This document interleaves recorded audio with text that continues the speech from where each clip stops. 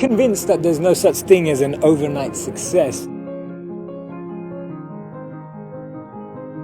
I believe it's a fallacy, a myth to believe that overnight in 24 hours that someone can turn into a worldwide phenomenon.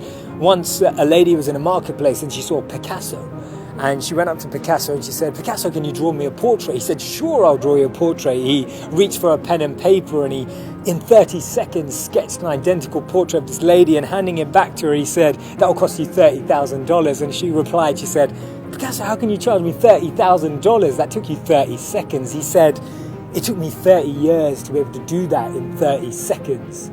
And it's amazing how that time, that unforgotten, that invisible world beyond the bottom of the iceberg, underneath the water, the part you don't see, is actually what made what you see today possible. When you look at the definition of failure in the English dictionary, it's defined by 3 words: lack of success. But that means we don't value learning. It means we don't value growth. It means we don't value experience and struggle. Our obsession with winning means that we're actually letting go of all of that which we could be learning at every single point. Since I was a young boy, I've been enamored with stories of failure, from biographies and autobiographies and books about people who changed the world and books about people who changed other people's worlds.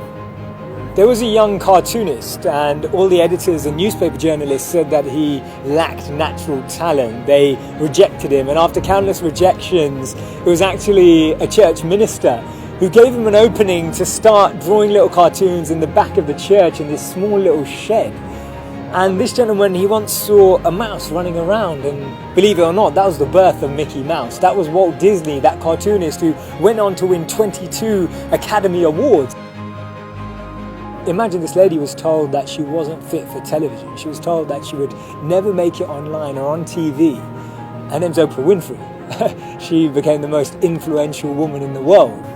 This has to be my favorite failure story of all time. I mean, his fiancée died, he failed in business, he had a nervous breakdown, and on top of all of that, he failed and lost in 8 elections.